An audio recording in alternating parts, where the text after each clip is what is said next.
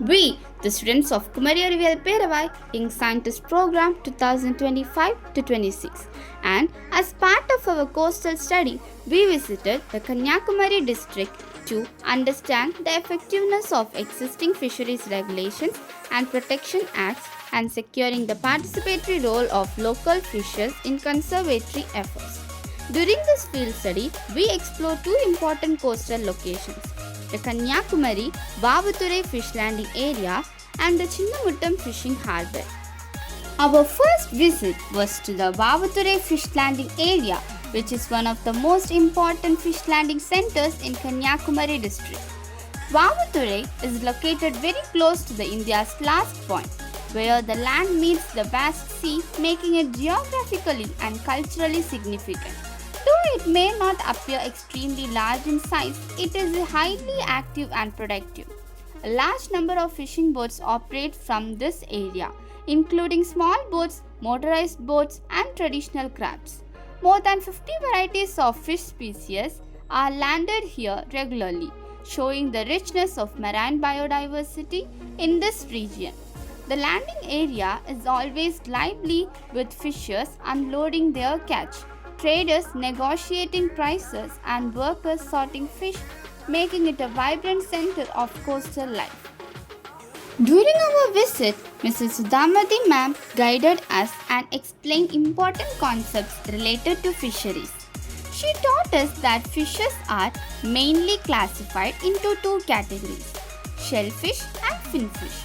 Shellfish include organisms such as oysters, prawns, and crabs, which do not have fins or backbones. Finfish are fishes that have fins and a backbone. And most of the fishes caught in Vavature belong to this finfish category. Common examples include fishes similar to grouper, tuna, and snapper varieties, which are widely consumed and have high market value. She also explained that fishermen usually go for fishing in the evening and return by night, depending on the time of boat and fishing method used. We also observed the fish auction process at the landing area, which is locally called Elam. During the auction, many types of fishes such as grouper, reef cod, tuna, kingfish, snapper varieties, strawberry fish, and other reef fishes were displayed. Traders gathered around the fish and loudly shouted their prices. The bidding continued competitively, and the person who offered the highest price won the fish if no one else could quote a higher rate. This fast-paced and noisy auction system helps fishermen sell their catch quickly and reflects the real-time demand in the fish market. As part of our study, we interviewed Mr. Michael Raj, who explained the fisheries regulation followed in the Kanyakumari district. He told us that mesh size regulations are strictly enforced and small mesh nets are banned to protect juvenile fish from being caught. Distance limits are also maintained where mechanized fishing vessels are not allowed to fish within 3 nautical miles from the shore to protect the inshore ecosystem and traditional fishermen. The government can also ban the capture of specific fish species or enforce seasonal closures to allow fish to breed. Fishing is prohibited within 100 meters of river mouths to protect breeding and nursery grounds. He further explained about seasonal and annual fishing ban. In Tamil Nadu, a temporary or annual fishing ban is enforced every year to conserve fish stocks during their breeding and spawning season. On the west coast around Kanyakumari, similar bans are enforced for about 61 days, generally between April and June. These regulations are implemented under the Tamil Nadu Marine Fishing Regulation Act of 1983 and are monitored by the Fisheries Department and Marine Enforcement Authorities. Mr. Michael Raj also shared an emotional concern of local fishermen. During the temporary fishing ban period, fishermen of Tamil Nadu strictly stopped fishing to protect marine resources and allow fish to breed. However, this ban does not apply to fishermen from some other states, and as a result, they come to Tamil Nadu coastal areas, especially Kanyakumari, and continue fishing during the ban period. While local fishermen suffer from income loss by obeying the rules. This causes heavy exploitation of fish stocks, creates economic loss for local fishermen.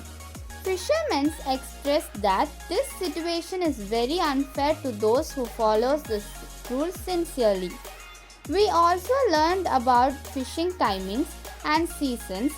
Small boats usually go for fishing from evening and return by night.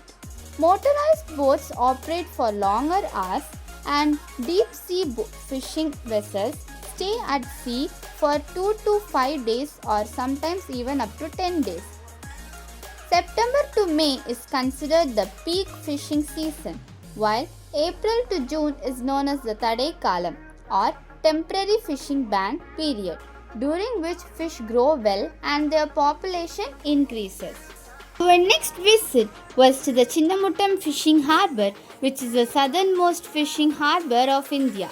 It is located in Kanyakumari district near the meeting point of the Arabian Sea, Bay of Bengal and Indian Ocean, making it a strategically important fishing centre.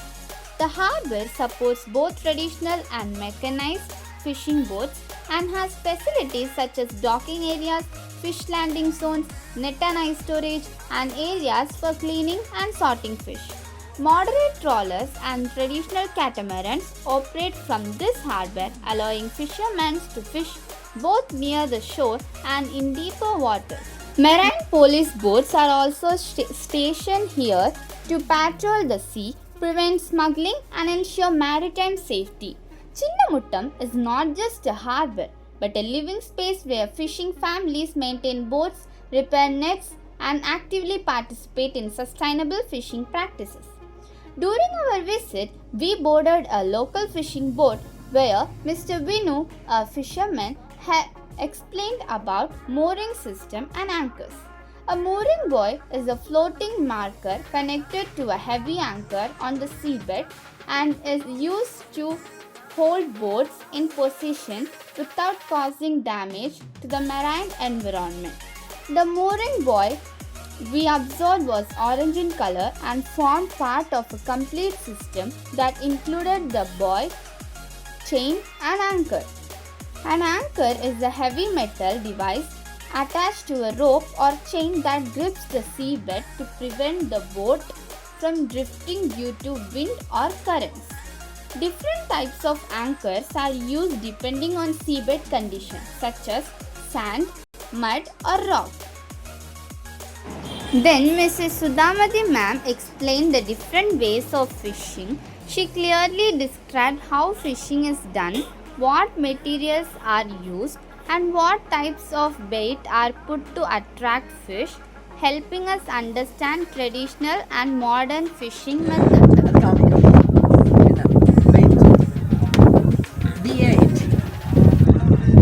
Baitனா இறை.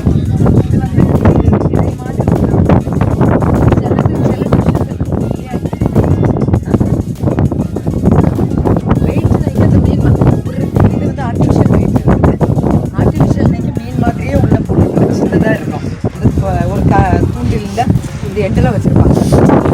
இந்த சைடில் என்ன இருக்கணைக்கு ஒரு கம்பி மாதிரி இருக்கும். இங்கே நம்ம லேசாக தட்டினா அந்த மீன் கொஞ்சம் மாறு கொடுக்குமா. அப்போ அதுக்கு இது ஆர்டிஃபிஷியல் வெயிட் உண்டு. நேச்சுரல் வெயிட் இப்போ சில முன்னாடி மண்புழு போட்டு மீன் பிடிப்பாங்க தெரியுமா, அது நேச்சுரல் வெயிட். அந்த மண்புழு அந்த இதில் பொறுத்து போட்டால் இதாயிரும். நம்மளுக்கு இந்த இது போடுறாங்க, அந்த போடுறாங்கல்ல, ஒவ்வொரு பூக்குலேயும் முதல்ல கொஞ்சம் மீனை பிடிச்சி எல்லா இதுலேயும் செடி வச்சுருவாங்க. இதில் அந்த ஹூக்கில் செடி வச்சுருவாங்க. செடி வச்சு தான் விடுவாங்க. மீன் நிறைய பீஸாக கட் பண்ணி உள்ளே வச்சு அந்த ஹூக்கில் செடி வச்சுருவாங்க. வலை பெரிய இருக்குமா, அது இங்கே வச்சு யூஸ் பண்ண மாட்டாங்க. அந்த வச்சுருக்கோம்ல, எடுத்து கடலுக்குள்ளே விடுற நேரத்தில் அந்த லைனாக ஒரு பெரிய ஸ்ட்ரிங் இருக்கு, அது நிறைய குட்டி ஸ்ட்ரிங் இருக்கும். அது என்னன்னா அது என்ன சொல்லுவாங்க, நம்ம சீரியல் போடுவோம் இல்லையா, சீரியல் போடியோ மாதிரி தூண்டில் இருக்கு, அதில் இருக்கு தூண்டில். நீளமாக போடியதுலேயே 1000 500 தூண்டில் ஒரே இது தூக்கி எறியறதுனால. அப்போ அந்த லாஸ்ட் எண்டில் என்ன வச்சுருப்பாங்க, ஒரு பெயிட் வச்சுருவாங்க. அந்த பெயிட்டை அதுக்காக தான் அந்த மீன் எப்படி மாட்டோம் இல்லைன்னா அதை சாப்பிட்றதுக்கு வரும்போது அந்த கொக்கு மாட்டிக்குது. அந்த வெயிட் வைக்கும்போது ஒரே ஒரு ஃபிஷ் தான். நம்ம ஒரு சின்ன பீஸை மீன் முதல்ல கொஞ்சம் மீன் பிடிச்சி கட் பண்ணிடுவோம். சின்னதாக கட் பண்ணி அந்த பீஸு தான் எல்லா மீனா இல்லை, அது கனவா, அதுக்கு என்ன taste. After that, the fisherman offered us drinks, understanding that we are tired due to the hot weather. Their kindness and hospitality made the visit memorable and showed the strong human values present in the fishing community. During our coastal walk, we observed a marine arthropod near the seashore. It was inside a shell, and although it showed little movement initially, it was alive. After placing it back safely, we saw it move quickly, which was an exciting moment for us. Marine arthropods include creatures such as crabs, lobsters, shrimp, barnacle, sea spider, and horseshoe crabs. They are found in diverse marine habitats, mold their exoskeletons to grow, can regenerate limbs, and play important roles as scavengers, predators, or herbivores in the marine ecosystem.